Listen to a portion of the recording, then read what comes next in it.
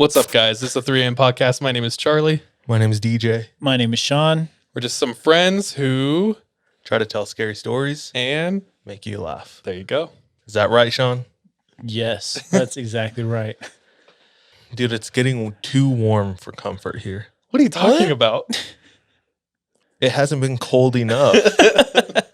Dude, I never get the season that I want, which is rainy weather, Maybe that. Oh, which I can't change in Utah. Yeah, no, you're not getting a whole lot of that. you came to the driest place in the world. You went from the wettest place in America to the driest place in America, besides Ben Shapiro's. Ben Shapiro's wife. Real quick, just want to shout out my sister in the building, Brittany. What's up, Brittany? Brittany's What in the up? studio. Fun fact for any listeners out there, Brittany is a huge person to thank for 3am because she gave us money in the very beginning to start most of our stuff, like her and Kevin. You could say we wouldn't even be a thing. 100%. I just didn't want to be dramatic. It's very possible. Yeah, grateful to have her. Oh, just real quick, we sold our mugs. Oh, yeah. So we did the 3am mugs with the 3am emblem on the side, made by Made Ceramics, and she made 10 custom mugs that had a number 1 through 10 on the bottom, and we sold them, and we are sending them out. So if you haven't received yours, you will get it soon. Everyone in Utah got theirs already, and then everyone outside of Utah, we're sending them this week. So I delivered one to a friend. yeah, She opened it up and she was like, "Is this what you're rating me?" Because she was 7 out of 10. But that's funny. You're like, number no. for quantity. No. What's going on right now? Sean, you have something to tell the people. Oh, yeah. So, in a couple weeks, your boy Sean, Charles, and DJ are headed out into West Desert. We are going to the actual location of one of our stories. So if you've listened for a long time, Sean's covered a series of stories that come from like a troubled youth camp out in West Desert. Yeah. And we've been really interested in getting in contact with this guy. He was supposed to come on and like do an episode, and it's just like schedules and whatnot. He hasn't come on yet. And then he hits us up on IG and he's like, I can take you out there. And we're like, okay, we're in. We don't know this guy. yeah.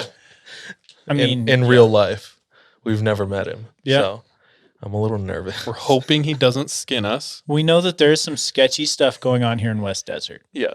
It's basically holes out there. But like X-rated hole. No, not X-rated Whoa, holes. dude. R-rated holes. Speaking of desert, what about Texas? Just what? Getting hella wrecked, snow. dude. The government is not governing. They're taking off to Cancun. Dude, people are dying because it's cold. It's sad, I didn't realize it was this also- much of a problem, but they legit are finding old people dead in their chairs in their Well, house. some Holy people, sh- I mean, because they don't live in a naturally cold climate. They're not Some people have prepared. died from carbon monoxide poisoning. Because they're Going like, into their garage and trying to warm themselves up, not opening their garage doors. I don't want to be this guy, but like, That's on you. That's a little survival on you. of the fittest? I don't know. It's like, it's like, I want to get hot, so I put a gun in my mouth and pulled the trigger. It's Yeah. like, well, Dude, he's Something hot for stuck the in my rest of his throat. Let me life, get dude. it out Yeah, with my Colt I'm 45. choking on my Costco hot dog. I'm Yeah. just going to shoot it. Nothing like a bullet to the wiener. Yeah. But like RIP, you know? Yeah. Everything, it's like, I feel like everything's exponentially getting worse. What? Like in the world? Yeah. Like Everything. I saw The youth? F. Zoomers? the youth is the biggest plague. Especially the ones wearing what were we watching? E-boy? Not even e-boys. I F with those. Yeah, you do F with Dude, E-boys. all the Supreme wearing, Bape wearing kids. Oh, yeah. That's the biggest pandemic. Oh my gosh. That is pretty bad. What's the vaccination for that? Dude, education. How do we get rid of that? Hugs from your parents? I don't know. Bro, there's a story in the Bible. I think it's in 2 Kings. Dude, your transitions Very- that Yeah, are bro. wild. Very important lesson. The prophet Elisha Okay. Oh, gosh. gets gets clowned on by a bunch of kids. They call him bald head. They said okay boomer to him, to They the prophet. did. Yeah, they hella said okay boomer. There were 42 of them. And do you remember what he did? I do. He calls 2 bears, and the bears tear them up to shreds. That's the vaccination. He calls down she bears, and they just destroy all these kids. That's how you get rid of the youth pandemic There's of a lot- swag culture. A lot of lessons in the Bible to be learned. Dude, that's wild. I think Khabib is Elisha from the UFC. Oh gosh. Nurmagomedov or whatever. Yeah. Have you seen the video of him wrestling a bear? What? Bro, he's wild. As a kid, there's videos of him wrestling grizzlies. Oh my gosh. Well, is he Dagestani, Kazakhstani, or Russian? What is- Dagestan. Well, there you go. Yeah. I have never heard of Dagestan until Khabib started becoming a thing. Oh yeah. But the video of him wrestling grizzlies from like an early age too is insane. We are not the same. I wrestled allergies when I was a kid. I got a runny nose. Yeah. It's like pollen. No. Give me Benadryl. Yeah. So he's fighting grizzly bears. He's Elisha who called out death on those children, on the little brother bears. That's true. I told Kevin about how much snow Texas was getting, and he was upset that he wasn't getting as much here. He wants to move there now. Yeah, dude. I bet. Kevin's a wild boy. If you're a listener and you don't know this, I don't know how, but Kevin runs hot. All the time. Like he legit sleeps with his windows open and it's sub 32 degrees outside. My favorite example is when you folks went to Patagonia. Patagonia is Cold. the closest thing to Antarctica. It's pretty chilly. That's not Antarctica. / it was super windy. Yeah, you guys were at like the beginning of summer, which over there is the beginning of winter, right? Yeah. It was like fall, yeah. Because all Okay. the leaves were turned. So colors, definitely yeah. not in the warmer season. No. No. Which the warm season on its own is already cold. Yeah. Ish. Yeah. Yeah. Yeah, he just slept out half in and half out his tent. Okay, so here's what happened. Okay. Because Sean was in the tent with them. I was in the tent with Kevin, and we had our tent door completely open, and Kevin with his upper half of his body just outside the tent, and me in my sleeping bag all the way like scooted to the back of the tent with the drawstrings pulled as tight as they possibly could be, with just my nose and eyes like being able to see through the hole because it was so cold. And Kevin's just fine. And he's like probably like unzipped his sleeping bag and just like, To show you what a wild boy he is, he flew to southern Peru or Argentina and didn't bring a jacket. So we got there and he was like, "Oh, it actually is It's a kind little of cold. chilly." I might have to buy a sweatshirt." He's in like flip flops, cargo short, and a his green shirt. green beanie. Yeah. But That beanie is not for warmth either. no, It's no, a fashion just- There's like statement. hella holes in it. Anyway, Wild boy. Oh yeah. You guys have seen Missing 411, the movie, right? Yes. Have you seen Missing 411, The Hunted? Is that like a sequel or is it the sci-fi version of it? Number 2. Oh, okay. And it's not about like regular people disappearing. It's all about like hunters and like people who should know what they're doing out in the wilderness. experience outdoorsman. Experienced outdoorsmen going missing. Whoa. I just watched that today and it's wild. Are you perhaps covering anything from that? I'm going to cover a story a little bit later, but I wanted to share with you guys the de facto 411 packing list Oh. for going out into the woods. Okay. Like they shared that in the movie, and I was like, "Oh, no, rewind! I got to like write this down." All right. Listen up, listeners, and jump on Amazon and grab these essential These items. essential items for going out into the wilderness. You got to have your GPS device, and a personal locator beacon is also recommended. Just because one of the common things with like all the disappearances is they didn't have any like personal locator beacon. So how is that different than a GPS? Can you explain? I don't know. I just Okay. wrote down the list so far. GPS is for you to find your way, and the locator is for people to find you. Yes, Oh, wow. that sounds about right. Also, a sat phone, identification, extra water, whistle, knife, fire starter, wearing bright colors, and extra ammo if you have like a gun. And then they had some common sense tips that they gave as well. Common sense is on the list. Common sense. Number 2, tell someone where you're going. 3, check the weather.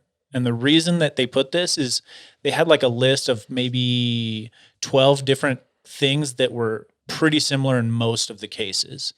And most of the missing 411 cases that he was talking about had some sort of weather event that happened in and around the time of the disappearance. Like a storm, like a freak. Dust storm, thunderstorm, blizzard, some sort of weather phenomenon that happened. And the other thing is he said, stay put, find shelter. Don't try and like find your way. Just because like 4 of the cases, they ended up like 9 miles away from where they started.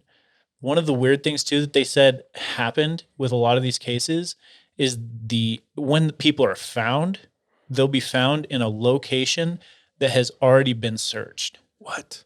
And multiple times sometimes. They will have the professionals and the SAR search an area.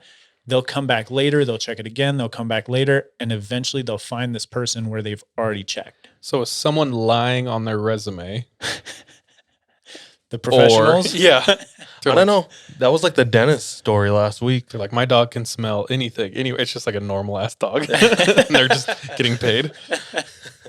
That was one of the other things too, is that the cadaver dogs or the smelling dogs will not be able to pick up the scent. It was weird. And like having this completely different point of view from Missing 411 for people who should know what they're doing was super trippy. Interesting. Yeah, because it's like you feel like, I'm an outdoors person. Like you and I and DJ too, I would say are pretty outdoorsy. No, but I would say like That's so funny. we've been camping more than 4 times, you know what I'm saying? But Yeah. it's scarier to hear that can happen with even super experienced outdoors people. Yeah. So, But You just gonna breeze over it like that? I mean, DJ and I can run on uneven surfaces. I mean, Sean and I can run on uneven surfaces. So we're just saying, one of these things is different. I feel attacked. Dude, I grew up on an island. You grew up in Lost. Yeah. You ever watch Hunger Games too? I was the smoke monster. Sorry. Switching gears real quick. Have you guys ever heard of a thylacine? use it in a sentence. I saw a thylacine today. What is the origin of the word? Tasmanian. No. Oh, no, then. I only know the Austrian version of thylacine. So apparently, a thylacine is a Tasmanian tiger, extinct. Oh, yes, dude. Oh, no. But there is controversy in the cryptozoology community because a researcher who specializes in thylacines has claimed to see and capture video and photo evidence of a Tasmanian tiger. Have you seen one before? No. It looks like a Not real animal. like a like a Pokemon. like a ferret plus a dog plus a zebra. plus a zebra plus Pull- a meerkat. Can you pull it up? So they Tasmanian tigers are now extinct. Like there was the last 2 alive that they had in this zoo, and you can watch the video on YouTube if you look it up. Well, how did they get these pictures on Google for it then? Oh my gosh. Because it was like, I don't know, it was like 1902 or something like that when they last had them. I made that date up, so. 1902, dude. It's trippy looking, dude. With like a big Look how ass mouth. wide its mouth is. It's like a hippo. It's so weird. So they went extinct, but there's all this hoopla because some researcher said and claimed he caught them on camera. So maybe they're not there. Then Interesting. where's the picture? Let's look it up. Is it kind of like when they caught Bigfoot on film that one time? That was proof. Okay, so this is the top researcher. It's a husky brother from Australia, just casually carrying a beer and trying to hike. So already I trust him. Museums had first chance to look at photos. I've done the right thing and given the experts a chance to have a look and tell me what they think. Soon we will know. Hopefully by the end of the week, but may take a bit longer, and we'll plan our strategy around that. There's no picture. And hopefully There's no picture or video, is there? Well, he said, did you hear what he said? He took the photos and sent them to Didn't the get like official copies people, or and before anything? he releases them, he has to wait till they approve or disapprove. So that's what it is. That's just clickbait for now. I'm gonna rule it as clickbait for now. I think I'll withhold my official decision until we see the pictures. We should probably get into it. No, let's do it. Let's try this topic. Switching gears again. Okay, I'm going to ask you guys a question. What group of people or peoples are you the most afraid to tease or make fun of? Because, like, we live in a time where a lot of things are off subject, you can't do it. And in our group of friends, if you're brown, white, yellow, gay, straight, whatever, yes, is getting made fun of. So we roast everyone in our group, and you can't do that publicly anymore. So publicly, who are you guys the most afraid of or feel like is the most off limits? Honestly, I think just about everyone is off limits for me. Why, Sean? As a straight white male in today's A society, cisgendered male. You're at the bottom of the trash can to a lot of I can't let's say talk. liberals. So I'll let you guys take the stage now. Damn, dude, that's awesome. That's really strong of you. What do you think? It doesn't matter what I think. Hawaiians are so sensitive. No, I'm just kidding. It's like, yeah, we took your country, whatever. Pearl Harbor, Bro, stop already. I don't think I'm afraid to roast anybody in the right context, and none of it's malicious. Okay, do a joke. I'm not because I don't got a good one. I don't got a good one. So I'm just kidding. no, that's exactly what I was going to say. Is there anything we could flesh that topic out a little more? I need to be more prepared for that. Okay. Think of more things. Then let's come back to that another episode. Cut that. All right, guys. Now we roll our 20-sided die. Dude, this is so dumb every time we do it, but I love it. Why? But why do we do it? It's to determine what order we tell our stories. Highest number goes first. I ain't got my glasses. I can't reach it. Oh my gosh. Charles with a 3, DJ with a 4, Sean with a 12. Ooh. This is going Sean, me, Charles. So first of all, I would like to preface my story with a trigger warning. If anyone has gone through a situation like this, I apologize in advance. What's this? Like what? So the story I'm going to be telling you today is what I've titled the Saga of Pam, the name Pam, because that's the name that the author gives to this person. That is an epic story for a mediocre middle-aged woman, it sounds like. So this all started, the author of our story I got from Reddit is from Hannibal's Violin. They shared this in a couple of different parts because of how gnarly and long the story lasted in their life. So this all started when our author, and we'll call her Molly, was about 11 years old. She had an older brother who ended up dating this girl when she was 11. Now, the girl that her brother, Molly's brother, was dating was named Pam. Pam was graduating from high school, same as her brother, was an honor student, immediately clicked with everyone in their family. Molly says for about a year or so, everything just kind of seemed normal. There was nothing out of the ordinary, just a normal relationship. After about the first year, however, they would start to notice weird things, and they in the family, so Molly, her parents, they would notice weird things about Pam. For example, if Molly's brother would be talking to his friends or people at a party, and it wasn't directly about Pam, she would insert herself into these conversations. Oh my gosh. Saying things like, I sure hope that you, talking to Molly's brother, have things figured out, because wherever you're going, I'm going. Weird stuff kind of like that. Just kind of like little red flag here, little red flag there, This has been about a year and a half since Molly's brother and Pam have been dating. And then late one night, Molly's parents have already gone to bed.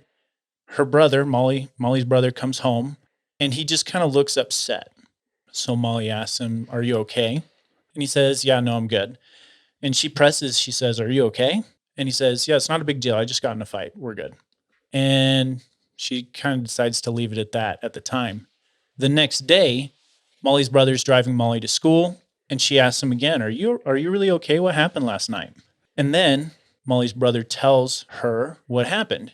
He says, Pam just likes to start things. So we were at a party last night, and Pam came up and told me that there was this other guy at the party who had tried to rape her. Whoa. Now, and let's give Molly's brother a name, Ben. Now, Ben, being the nice guy that he is, goes and confronts this other guy that allegedly has tried to do something to Pam. Turns out this other guy's like, I've never even seen her before. They end up getting into a fight, Ben and this guy. And then as they're driving home, Pam says, you must have misinterpreted what I said because that never happened. Like this whole like rape situation never happened. Ben decides to break up with Pam. Too many red flags for him at this point.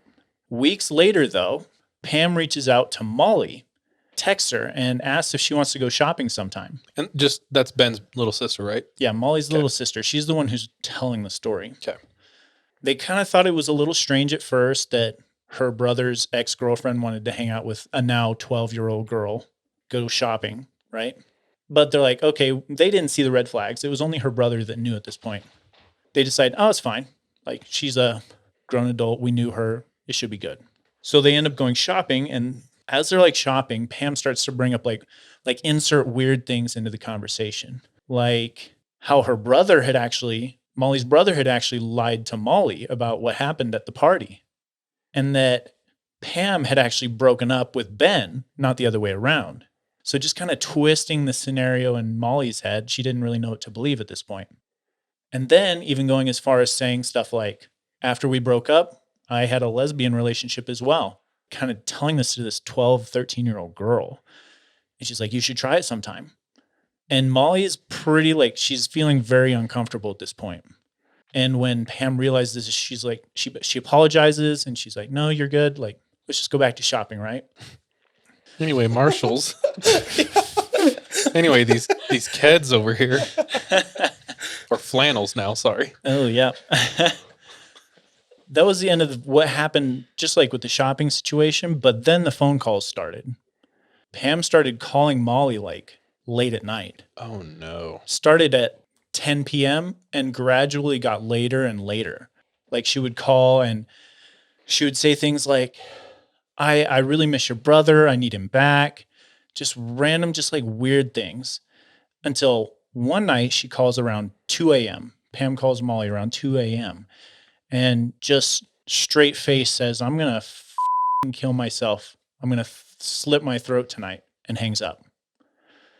Now, Molly, she's 13 years old, has no idea how to approach the situation right now. She kind of just... Has she talked to an adult at all? No, she's... To this point, she hasn't, okay. Right? Now, after this happened, she doesn't say anything that night. It's like 2 a.m. But the next morning, she tells Ben, she's like, Pam's been calling me, saying weird things. Last night, she said she was going to slit her throat. And so Ben tells Molly, okay, I'll go and check on her. He goes and checks on her. They don't hear anything about it for about a week. At that point, Pam comes back to the family house with Ben one day. They've gotten back together about a week after this whole calling Molly at 2 a.m., right? So once they've gotten back together, it kind of seems normal once again. That lasts for about a month. Molly comes home one day. This whole situation lasts for about 6 years, by the way. So this is about 2.5 years in. 2.5 years in. That's half of Molly's life. Exactly, yeah. Molly comes home one day and she walks into the house and like everyone in her family is just like sitting in the living room, almost like waiting for her. It's like super weird too. She's like, what's going on? And then her family starts saying, hey, it's okay. Ben told us about what was going on with Pam. Like she told us how you were calling her and texting her and like saying things like you were going to slit your throat and stuff like that. Just completely turning the situation around on Molly now. And Molly is more frustrated at this point that her whole family is believing Pam. But after like hearing what they had to say, she's like, no, here, look at this. She pulls out the text messages, the voicemails, all of the calls, and is able to prove to her family that Pam was lying to all of them. Get them all. At this point, her brother Ben breaks up with Pam once again. But she tried to call, she tried to text hundreds of times to Molly, to Ben. Pam was just essentially like, what was the word I'm thinking of? Assault, berate. No, I'm thinking of like telemarketing. Is it a scam or what? She's one of those scam calls now. Spamming them, which is hundreds of calls and texts. And even like trying to show up to the house and apologize for like everything. And it's just really weird because it goes from like trying to be apologetic to screaming and saying, you guys are in the wrong, and all this like, it's all just so whack. I'm emotionally drained just listening to this, not even living it. Reading this whole story gave me anxiety. This might be one of my worst nightmares. I have stress, dude. Dude, the other day I got a call from the car insurance or car warranty people. Do you get those? I don't know. You get those spamming you all the time? Mm-hmm. I just cussed them out because I was so mad. I was like, stop calling me. So you're Pam in this? Yeah. No, I'm Molly. Yeah, he's the one getting spammed, dude. Yeah. So eventually it kind of tapers off and they don't see Pam for about a year. Then one day, this is now Molly's sophomore year in high school. She's walking out of school and she sees Pam standing there like on like the front lawn of her school. And just more confused than anything, Pam comes up to Molly. She's like trying to talk to her. She's like, hey, I'm sorry for what Ben told you about me. Just always putting it on someone else, right? The worst type of apology. Yeah, I know. Not even a real apology. Oh, yeah. Then she tries to grab Molly by like the shoulders. And Molly sees like her brother Ben just pulling into the parking lot because he's the one coming to pick her up. And she like breaks out of Pam's grip and like runs to the car. They end up going home. Later that night, though, probably 1 a.m., the family is awoken by just pounding on the front door. And Molly's dad goes downstairs, looks through the peephole, and he's like, it's Pam. Like, what's going on? They don't open the door, but Pam keeps banging on the front door. And as they like all make it downstairs and they're like deciding what to do, they're deciding whether or not they should call the police. And both Ben and their dad like, hey, we'll just let it play out. She'll leave instead of calling the police. But Pam is now outside just kind of like pacing the front yard, going between screaming, crying, and laughing. Oh, gosh. Just telltale signs of probably drugs. Or just like a mental Or something mental, yeah. break. Dude, you're empathetic. I just thought of shooting her. Oh, shit. DJ. I don't know. I'm thinking of Texas. I'm in Texas. Somebody crossed my property, you know. Dude, they still have laws in Texas. You can't just do it. It's not a video game over there. She's trespassing in the middle of the night, bro. I'm scared. Dude, she's like, This is my house and I have to defend it. yeah. With the Second Amendment. So Pam is just outside. She comes back up onto the porch and she's just like kind of rocking back and forth, going between screaming and making animalistic just sounds. And then it all stops. And after a minute of just like it being silent, they go and check the front through the peephole. They look through the windows and Pam is gone. Now they don't see Pam again for a while, but Pam is still spamming them. She's calling, texting, leaving voicemails for all members of the family now, even including the mom and dad, ranging from apologetic to enraged voicemails. For example, one of the messages she left was, you guys need to return the cookies I brought over for 4th of July, 2002. So petty. So petty. 4 years ago. To the next, stop effing. I would like shit on a plate and be like, come and get them. Coming, yeah, Here they're they right are. here for you. Double fudge. To the other end of the spectrum where it's a voicemail of stop messing with me or you're going to get it. But none of Just them have been reaching threatening. out to her. Yeah, no, none of them are reaching out to her at all. Dude, she's just causing a ruckus. Eventually, they change all of their phone numbers. They disconnect the landline. They stop getting like the messages and texts from Pam. Is that what you do first? Or can you like, Restraining if order. you did a restraining order, would you do that first? Or like, do you do restraining order or change your numbers and contact info first?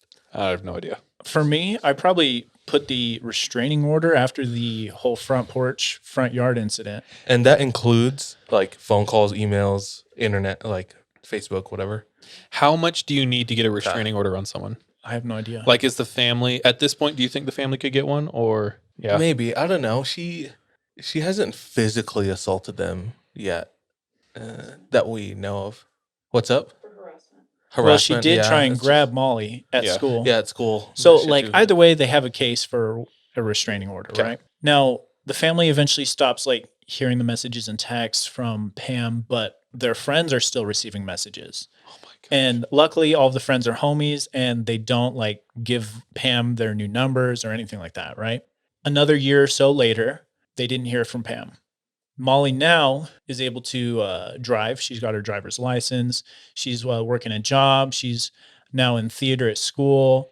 And strangely, Molly, as she's like driving back and forth to school and work and stuff like that, she starts seeing this one car just in their neighborhood. And you know how you'll just randomly like notice a car somewhere? Yeah, and you then just it take starts notice. popping up everywhere, right? And she says she's in like one of these neighborhoods where they know all of their neighbors. So they recognize the car is not one of their neighbors. At least Molly does. She doesn't actually mention it to anyone at this point. But it would just be like parked around the neighborhood, parked around work, stuff like this. Molly thinks she's really just paranoid. But one day, as she's at work, and she works in this restaurant, and it's kind of like one of those glass doors that are fuzzy. You can't see through them, but you can see someone's on the other side, right? She sees someone like standing outside the door. It's like late one night as she's closing. There's another restaurant right next to where Molly works. She says sometimes people will pause there to decide whether they're going to eat at whichever restaurant. But this person just stands there in front of the door for about an hour. Oh no! And Molly doesn't want to go out and look. She's just trying to finish up work, probably exit out the back if that person's still in the front. Eventually the person leaves. It was super creepy for her, but she didn't see the vehicle at this time either. Now, like I was saying, Molly is also in theater at this time, and she's got a big school play. And one day they show up, like the plays are starting, and they show up, and this car is now parked inside the school parking lot. And Molly is with her family, and she asks Ben, what kind of car does Pam drive? And this is like a year after. Way later, right? So it's just a feeling. Just a feeling. And Ben's like, I don't know, just a regular car, because he didn't remember at that point. They don't think really much of it at that point, but they go in. Molly does her performance. It's actually the last performance of the school year. As she's exiting the theater area to meet her family, they're all just kind of waiting in the lobby, and she can tell there's something wrong. So Molly goes up to her parents and Ben, and she's like, is everything okay? Ben tells Molly, well, Pam was here. And just all of a sudden, the blood drains out of Molly's face. She's kind of starting to like connect dots at this point. And she asks, is she still here? And Ben says, we don't know, but we need to leave. So they start heading outside the school to go to their car. And they see down at the end of one of these long hallways, Pam just standing there in the school. And she's kind of looking down at her phone. She doesn't see them. So they try and just go around her with the crowd. Once they're about ready to pass Pam, she looks up and she sees them, and she has this look of anger on her face. They kind of just run outside trying to get to their car, and Ben stops. He tries to confront Pam, and he just is like, this has to stop. You can't keep harassing us like this. And there's like this screaming match Molly notices between Ben and Pam as she's getting into the car. Eventually Pam leaves. They all get into the car, and they're like, we have to get home. So they pull out of the parking lot, start driving home. And as they get to a four-way stop, Molly looks at one of the other stops and sees this car that she's been noticing around the neighborhood. And this time she says something. She says, I think that's Pam. So they pull through the stop sign going home, and her dad is just like, I'll go in a circle, see if she follows us. Pull the old circle trick. And she does. So dad is all of a sudden like, call the police. Mom starts calling the police, and she's trying to like describe where they're at. And the car now that's behind them that Pam is driving is on top of them, like bumper to bumper. And she's like flashing her brights right in the back of their car. So it's just lighting up the car. Eventually, they make it home. They all run into the house as Pam pulls up behind them. They close the door, lock it. Molly's dad goes and gets his shotgun. They're like ready to go. And the police like show up. Pam has now left. Like she pulled up, and then once everyone got in the house, she left just as quickly as that. This is probably 5 years of having to deal with Pam in their lives. One more year. And the 6th year, I'll be sharing for our patrons. Oh, shit. That's a good one. Dirty. Dude, I'm pissed. That's a very Pam move, bro. Yeah. Dude, where's this girl's parents? How old is she? Well, she met Ben when she's like 17. Yeah. So now- 5 years later, she's got to be 22. okay. She's still acting like a Kyle. A child. A Kyle. Either or. She got her monster in Either one or. hand, and Supreme shirt. Have you guys ever like interacted with someone who just manipulates every situation or gaslights? I mean, maybe just a little, but not to this extent. Me no. too. I wouldn't say anyone this crazy, but I've done it, and it's like immediately I'm like, oh, I can't relate to you because you don't perceive reality like I do. We are on not the same page. Oh no. Because like I was experienced the situation, and then we got out of it, and they retold the situation, and I was like, that is not how that happened. They were screaming at someone, and then they came back and they're like, did you hear the way that person was talking to me? Like they were being such a dickhead. And I was like, dude, no, they were not. It was. But what I'm saying is like, man, I don't want to say like cut those people off, but for me myself, I have to be like, I can't do that. I mean, can't there take has that to on. be a little bit of that. Like, you ever heard that saying? You become like the 5 people you spend the most time with. Yeah. And if someone is this toxic to you, dude, I say cut that out. All right, I'm with you now. That's You changed my my mind. personal opinion. Results vary. Yeah. All right. If you guys want to hear the rest of the story, go to patreon.com/the3am pod to hear the rest. We do a bonus story every week. Become a patron. We love you. We'll be back in a minute. All right. So after this whole incident where Pam ends up following the family back to their house, Ben starts coming clean with like just all of the red flags that started happening like from the beginning. So this whole story though is a different kind of scary to me Mm-hmm. because we've talked about like demons, even like serial killers, stuff like that. This is just like different scary. Mm-hmm. No, I feel you. And in a way, to me, I'll be honest, this is like more scary to me than sometimes like demons and ghosts. It's like it feels so much more real. Well, because it is. I mean, Shit. but yeah. Is that you tonight? That's me tonight, guys. Thanks, my dude. Good luck, Molly. Good luck.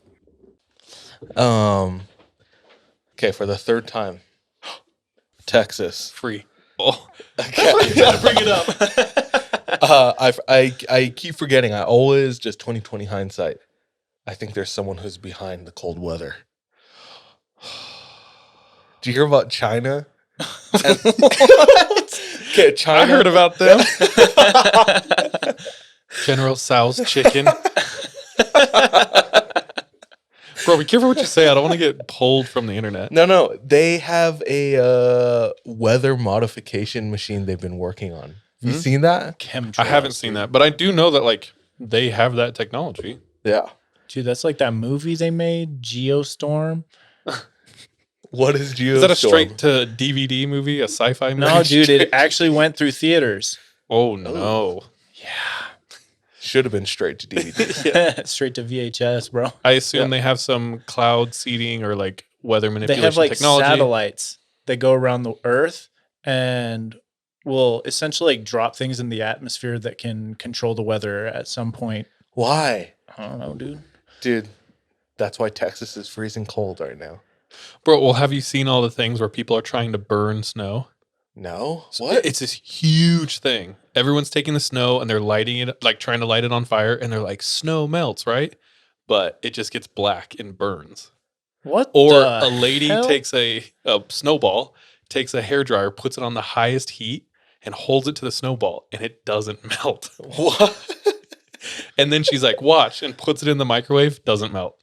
So people are like, this snow's fake. Dude, that's high key sus. But there's so many people who are like calling them like hillbilly Yeah. idiots. Yeah. The R word. Yeah. The hair dryer's not plugged in. Watch, it's not melting.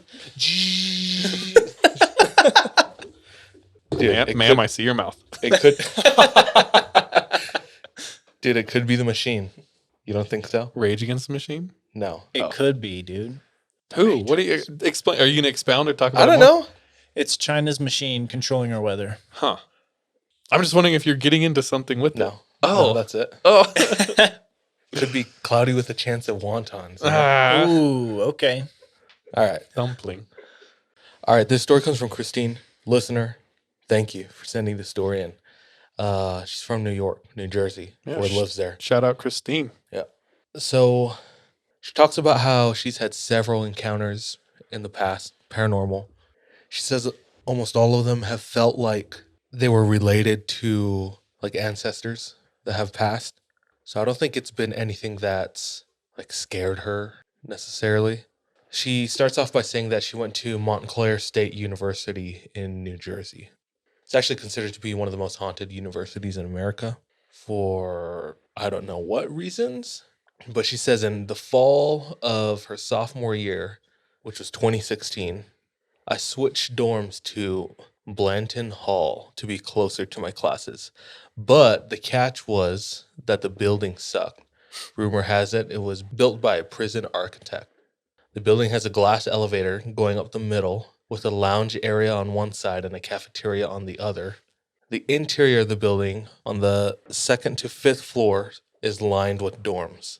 The same for the outer walls. I ended up on the fourth floor interior dorms above the cafeteria, 2 windows away from the glass elevator. So this is what it looked like. Here's a picture. That's not bad. Not too bad. But I see what she means by like a prison architect. Oh, you know, yeah. like everything's inward facing. Yeah. Um, Looks like a very nice prison. yeah. Yeah. Bougie prison. So like Bro, speaking of, Bobby Shmurda's out. Bro, I seen that. Did you see that? Yeah. about a week ago. Yeah. He already has tracks out, dude. What? Yeah. Quavo Bobby's back, bro. Quavo picked him up from jail in his private jet, got on the jet, and had all this ice and all these threads laid out for him. And they land at their destination, and Bobby is dripping in everything, dude. He's just like, imagine coming out from jail like that, For set. gun charges and stuff. It's like, meanwhile, I'm trying to afford food, so that's chill, dude. I'm happy, Bobby. Irrelevant. Okay, so Christine moves into this dorm. She said, 2 windows away from the glass elevator. This means if I open the blinds, the elevator could see into my room, and I could see and hear the cafeteria. I didn't have much light as I'd rarely open the curtains for that reason. Christine said that she lived with a girl from Russia, and they're now best friends. Her name's Anna. Anna. And sometimes spoke Russian in her sleep. So sophomore year wasn't, she says she wasn't having much of a good time during sophomore year, mainly because she wasn't doing well in school. She also felt like she didn't fit in the friend group. Different things, past trauma was catching up to her, and she was in a toxic relationship and living in that bad / notoriously haunted dorm. So her mental health was kind of deteriorating and maybe played a part in the story. So she's just kind of prefacing it with that. So here's the event. She gets back to her dorm one night. It's fall, and it's about 9 p.m. When she walks in, Anna was sitting on the floor with 2 other friends. They're all drinking wine and having snacks. Ritz. Ooh, the fanciest snacks. Yeah, ritzy. One of them gasped and jumped when Christine walked in. Because they were telling the story about something that happened in the apartment across campus, or one of the dorms across campus, one of the other haunted ones. She said that the girl telling the story said she knocked on her friend's bedroom door that was closed and immediately heard 3 knocks back. Oh, shit. Coom. Do you guys know the significance of 3 knocks? No. It's to mock the Trinity. So if you ever hear anything in 3s, knocks and stuff like that, it's demons or spirits mocking the Father, the Son, and the Holy Ghost. How much scarier does this story get that you know that now? I'm just thinking of, do you remember when I told the story about me going out to my car? Oh, shit. Do you remember that, Brittany? I went out to my, yeah, now you do. Yeah. Reaching into the backseat of my car. It's about this time. It was after we recorded one night.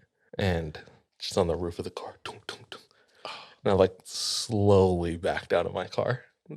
Just terrified. No one was there. So I don't know if that was worse or better. But yeah. Thanks, Charles. I don't know where's Thanks for that. Okay, so this girl knocks on her friend's door. Dun, dun, dun. It's the reply from the other side of the door. The door was locked. So she texts her friend. No reply. And that was when Christine walked in. So now Christine's caught up. Sits down, grabs a Ritz, pours some wine. Wait, so sorry. Right before Christine walks in and their friend is telling this story, tung, tung, tung, on the chair under the desk next to them. And that's when Christine walks in. So they're all on edge. That sucks.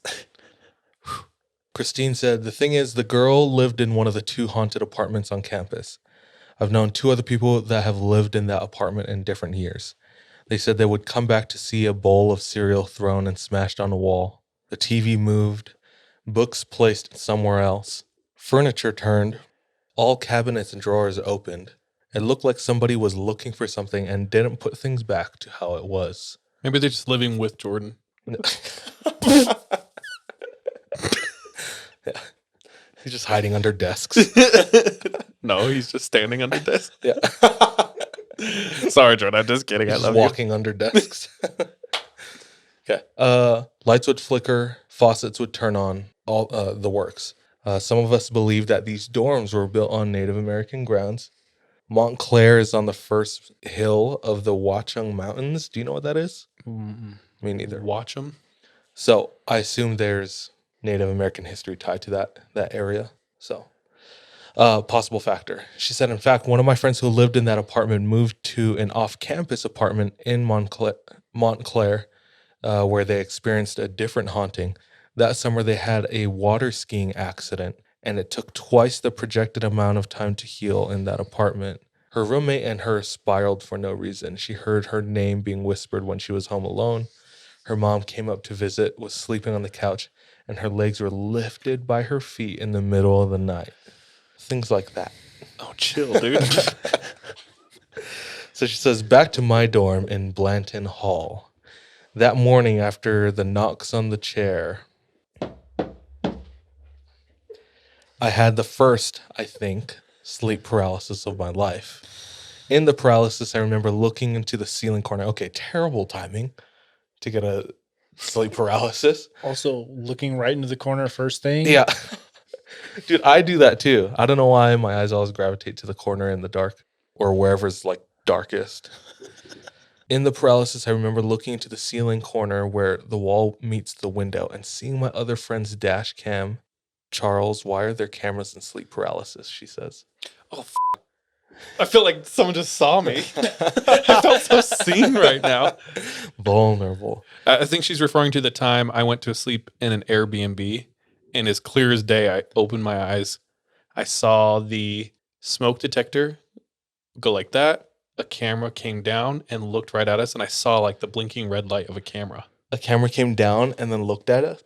At you? Yeah, me and my wife were in the bed, and it came down and just pointed at us. Like some Spy Kid's ass. Yes. But I was like paralyzed, and I was staring at it, and then I blink, blink, blink, blink, and then I finally like wake up and I look up at it, and it's just a normal ass. So I don't know. That's Maybe a weird that's what feeling. she was referring to. Yeah. So she looks up in the corner and sees a dash cam. She's she saw a dash cam. She said at that point I was heaving, trying to say, Anna, help. I looked over to the door and saw the silhouette of Hat Man. The trench coat and brimmed hat. I woke up out of it and Anna asked if I was okay because she heard my breathing and saw me moving. For the next few months, until I changed my situation, I would wake up from nightmares or paralysis shouting, help. My mom did not like that over winter break. So that's Christine's experience in college in one of the most haunted universities, allegedly. She's included a bunch of pictures of the university, including some of the apartments that were haunted. Dude, what a great submission. Yeah. Lots of fun little quick stories. The mom's legs getting lifted. Dude, don't like Nope. that. No But why bueno. ghosts always have to just do annoying stuff to Yeah. you? Like leaving the cabinet doors open and stuff like that. It's like, what's the most mildly annoying thing we could do? Just moving things, Taking all the tabs off of your soda cans. shaking it so it goes like stale. Is that what it is? Yeah, dude. It's always unplugging the Wi-Fi. Oh, maybe that's what. Bro, the Wi-Fi at my house is not working. Yeah. Oh, shit. And it could be a ghost. It could be some interference. You could get dial up and that'd probably be faster. Bro. No, you're not. He's not. It's not like you could be right. I mean, yeah. Dude, Christine, thank you. Like, it sounds like she's out of the situation. It hasn't happened. I don't know. I feel like she would have mentioned, but I'm glad she made it out relatively okay. Yeah. Yeah. She said she found us about a year ago on Reddit, What? which started getting into Scary Story podcasts. She said we instantly became her favorite podcast. She binged all the episodes twice in a couple weeks. I love you, Christine. Then joined the Patreon. Finding 3 a.m. the 3 a.m. podcast is what I needed in 2020. Aw, what the heck? That's Shout so out. sweet. Thank you. The real MVP over here. Dude, I loved those. I loved your traumatic events. Thank you. That's where we thrive in your darkest moments of life. So But that's me. So send them in. Yeah. Keep them coming. Awesome. Thanks, my dude. My story tonight comes to us from coast to coast, Dave Norrie. That's where it originated. So quite a while ago, he gets a call from someone who claims to have been a troop who served in Afghanistan. And this event happened to him.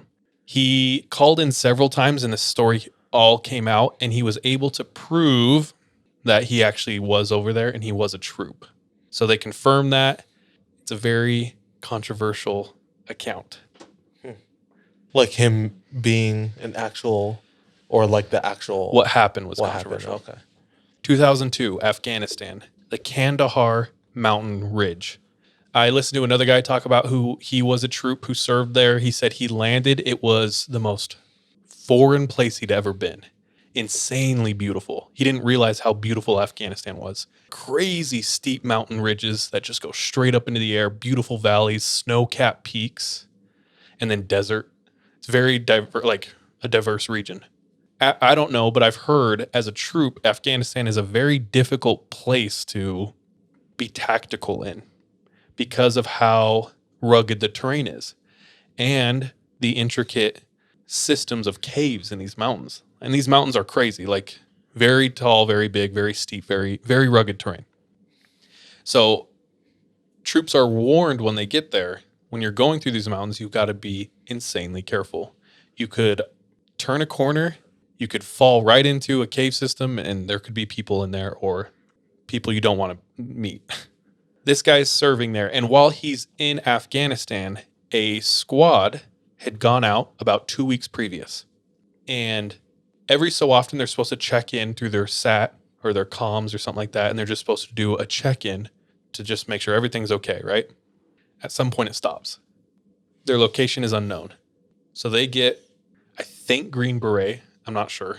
But they get special ops to go find them. They take a helicopter in. They get dropped off about 4 kilometers away from their last ping, their last known location. And they start setting out to find this squad. Super methodical. They're sweeping the mountain ridge, going back and forth. Very slow work. They're going up these ridges, down these ridges, and just going back and forth looking. And they're all highly trained, these guys. They come to a point, and once again, I need to impress, remote. There's no one around. It's impossible to get out here. They had to take a helicopter to get out, right?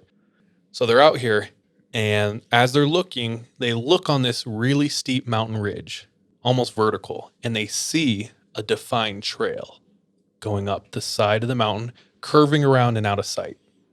And they think, oh, it's probably a goat trail. Maybe they went up there. As they're making their way up the trail, they start seeing fragments of U.S. gear, shattered bits of walkie-talkies, bits of cloth, parts of boots. So they're on high alert. And I'm sure they're training. Maybe they think this is an ambush, like they were ambushed. So they're all on high alert. So they all make their way up this trail, get up to the top of the ridge, and turn the corner. And right when they turn the corner, they're met by a huge, gaping cave. One of the troops goes up to the edge of the cave and looks in, and it's almost a vertical drop, like into the cave. They determine it's too dangerous to enter the cave, so they do some hand signals, I have no idea what, and they get in formation. They're staring into the cave, and a guy, he's looking in, and he can almost see something, like a darker patch in the back of the cave. And he hears a whew right past him. As something flashes past him, he turns to see a huge plank of wood sticking out. One of his squad members. He said his name's Dan. Something moves out of the cave with superhuman speed, is what he says. And what comes out of the cave, running at Dan, is a 12-foot tall human with a scarlet red beard, shoulder-length red hair. Wild-looking man with 6 fingers on each hand, 6 toes on each foot, 12 to 15 feet tall. Grabs Dan's dead body, pulls the spear out of his body, and turns, and superhuman speed starts making its way towards the rest of the squad. They immediately open fire and start shooting. Boom, boom, boom, boom, boom, boom, boom. And it's taking hits. He said they filled it with bullets. And it's still moving and roaring. And someone screams, aim for the head. So they all point up. And they said, hit it so much up in the neck, like head area, they almost decapitate it. And it falls to the ground. They are dazed, confused. They have no idea what just happened. And they're staring at the dead body of a 12 to 15 foot large human looking thing. They call in an airlift to come and get the thing. They drop this mesh net. They go up to the giant's body, wrap it up in this mesh net, hook it up to the helicopter. And it's like a specific helicopter that can fly in these mountains because like normal helicopters can't get enough lift in this type of terrain. And it lifts. Supposedly, they talked to the pilot of this helicopter, and he confirmed. He said, yeah, we picked up like a 12 to 15 foot long human. It had 6 toes, 6 fingers on each hand, and they determined it weighed 1,100 pounds to 1,200 pounds. And they took it away. I think it's Mr. K is the anonymous guy who called in, the troop. He says a man was lost. They were all super gutted. They were approached by their superiors, and their superiors said, we need you to write a report on everything that happened on the incident. And they all wrote it, and all of them was the same. And the superiors got it and said, no, we can't accept this. Like, we're not going to say that you did a giant. You guys have to rewrite this. And they said they all wrote a new one without the giant in it and said it was an enemy attack. That's all they said. And they said they submitted it, and then it went top secret. And it was all classified. So he says it's all classified. No one will talk about it. No one will release it. They have no idea what happened to the body. The helicopter and pilot, even though he confirmed, like they got in contact with him, he confirmed, and they can't get anything to like prove that happened. Why the hell? That's it. Why the hell? What's to keep from us? I don't know. Apparently a lot. Apparently. Like they just told us about UFOs last year. The theory is anything that doesn't directly support Darwinian theory of evolution is kept secret by the government. So we know, talking about she-bears and Bible stories, giants are in the Bible. Yeah. And Afghanistan is very close to where the Nephilim would have been, like in the Middle East. So that's the theory. This happens. The guy tells his account. It's on George Norrie Coast to Coast. And this guy named L.A. Marzuzi or something like that. Hold on. Wasn't Goliath a Nephilim? Sounds about right. Well, he was, Or no, he was a Philistine. yeah, Philistine, but he was 12 feet tall. Bro, this dude must have been a unit. Because, like, I'm 6 foot tall, 200 pounds. This dude's 12 foot, 1,100 At pounds. least? Yeah. At least, yeah. 11. That means if he was a 6 foot person, he'd still have 400 pounds on me. As tall as a 1-story house, dude. Bro, that'd be so terrifying. That spear, dude, I thought it was a bullet at first. But the way you described it made it sound like a bullet. Mhm. Like if something that huge threw a spear, it's a bullet. Bro, what I was envisioning was a 2x4. Mm. Just like a 2x4 thrown and just like Just a sticking out blunt his- object, dude. Ew. So there's this researcher. His name is L.A. Marzulli. And he's like dedicated his life to proving the existence of giants. And I listened to a podcast today where they interviewed him. Shout out Tinfoil Hat. But he has his own documentaries. And there is a ton of questionable, I'm just going to say questionable, but there's like a ton of archaeological evidence of like possible giants. Like, and so much of them are sketch, dude. Like, they found this huge ass skull. I'm going to mix up probably several stories, but there's a lot of accounts like this. They found a very large skull in like Texas or something like that. They report it, they document it, they it's like in the news, and they go back to check it, and it's lost from evidence. And it like there's tons of stuff like that where like they find these From things the evidence room or what? they're just like, can we examine it? And they're like, oh, we don't know where it is. Oh my gosh. So there's all these weird things. And so this one guy found a huge bone, like in, I can't remember where. I'm going to say Peru. Found this huge bone. It gets into, they think it's a dinosaur for a really long time. And then it goes to like a researcher in Norway. And it's like, this is a human. And this person would be 25 feet tall. There's so many stories and accounts of the pharaohs being giants. There's stories of Gilgamesh from Mesopotamia. Gilgamesh was a hero in ancient Mesopotamian mythology. He was a demigod, half god, half human, with superhuman strength. He was a master of animals. He could command animals. Dude, Samson. Samson, yeah, What's Samson, the I promise. promise? If he didn't cut his hair, he would have like he couldn't be killed. Yeah, what was it called? The Samsonite promise is Just what the I've always called Samsonite it. Promise. Yeah, but he had like superhuman strength too. And he Mhm. like hold together like the walls of the temple or something. Yeah. Bro, I don't know. I was As it was asleep in falling. Bible class a lot. Yeah, me too. Super interesting. Let me just read you Genesis 6:4. There were giants in the earth in those days, and also after that, when the sons of God came in unto the daughters of men, and they bare children to them. The same became mighty men, which were of old, men of renown. So it's talking about giants having sex with the women of men. I'm so dyslexic right now. Daughters of men. And like creating essentially like demigods, like these demigod characters who had insane like strength and speed. I've been trying to figure out my genealogy. It's starting to make sense. now. Okay. Sean's gonna start walking around with 2x4s and shit. Growing out his beard. Hiding in caves. Yeah.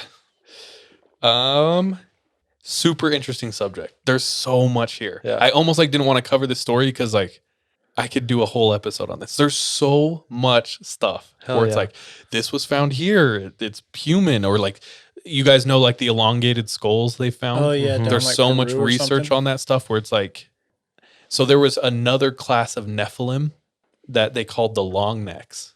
And there's a lot of people who said like, yeah, the only way to support a skull like that with an elongated skull would have to have had like a really long neck. So there's just like theories that those are like the long neck tribe of Nephilim, stuff like that. I'd believe it.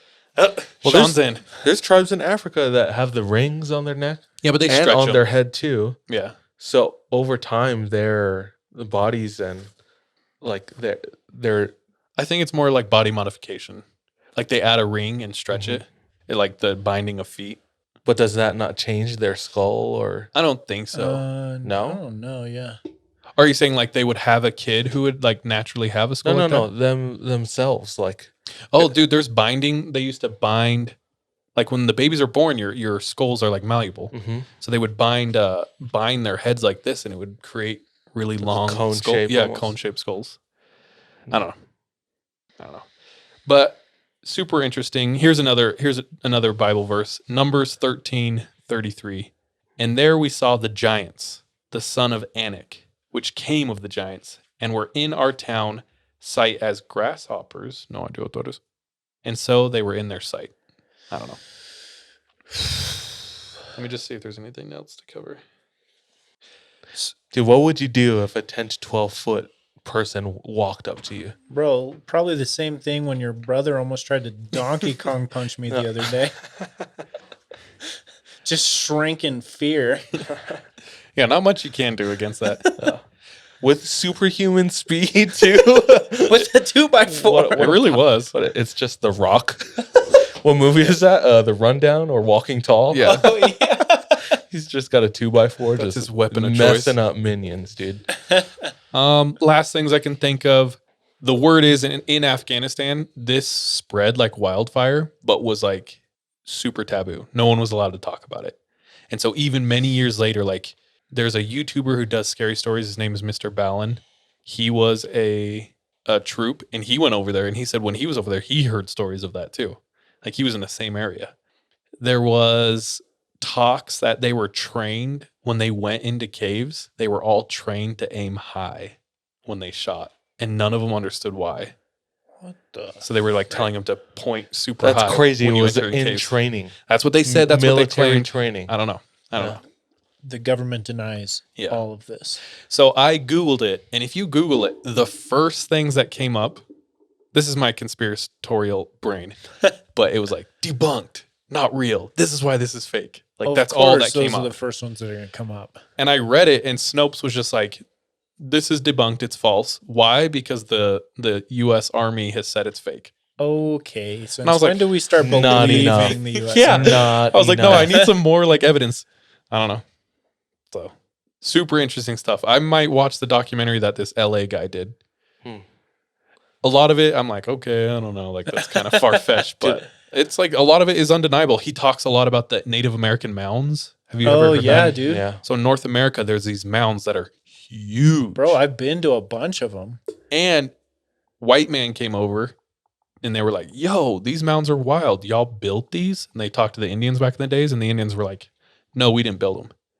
But how they wrote history is the Indians built them. But if you go to the Indians were like, no, we did not build them. They found They like were here when we were here. in and they're some huge. of the mounds, they found like skeletons of like giant skeletons in some of these mounds. I know. I'm just looking at the ceiling, and it's like What is that? You you think? see up to their chest Probably 8 feet. at that ceiling. The ceiling's That's 8 not feet. 8 10 feet?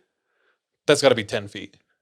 Bro, I'm at Ceiling? least like 7. So No, it's 10 feet. 10 feet. Still, that's what their shoulders Yeah. at most. yeah, Dude, you're powerless. You're a Goomba. yeah. You're getting stomped. Mario's gonna jump on your head, on. Yeah. and you're dead. And a coin's coming out of your ass. You're getting stomped on. There's nothing you can do. Nothing. Super interesting though. Find out some more for us. Sorry, one last thing. Locals. Someone like this story has blown up. Like it's pretty big. It's like an internet thing. Like a lot of people have covered it. Is it real? Is it not? The giant of Kandahar. And people, it's like on YouTube and stuff. And there's like comments of people who claim to be from Afghanistan. They're like, yeah, like I've been told growing up my whole life not to go to certain regions of the mountain, and not even animals go up there. Like everything stays away from up there. So like since you're a kid, your parents will tell you don't go to certain parts. So Someone needs to go there. We need to find out. It's for science. we are there, Sean, and they won't tell us. Damn it. They found him. Damn it. Crazy though. Who knows? Interesting that it's redhead. Like why? Dude, red hair typically It means angry, small penis. No, I'm just kidding. No, I'm just kidding. Anyway, that's me tonight. Who knows? Believe it if you want. It's interesting. Crazy story. I'd like to believe. I like that. That's a first. Never had giants on the show before. Yeah. I believe it too. It's real. Is that you? That's me. I think that's us. It is. Thanks everyone for tuning in to another week of 3 a.m. We love and appreciate everyone who listens. For real. Thank you so much. Until next time, trust you guys. Watch your back. Bye, love you. Be safe. Be careful out there. Goodbye.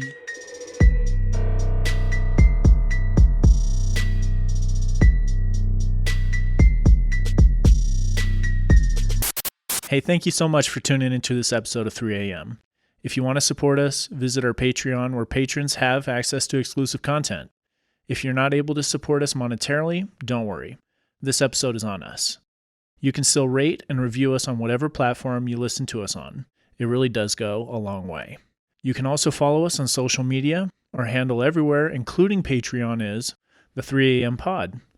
Finally, do you have any scary stories? If so, submit them to our website, the3ampodcast.com. We love any audio or visual aids that can help bring your stories to life.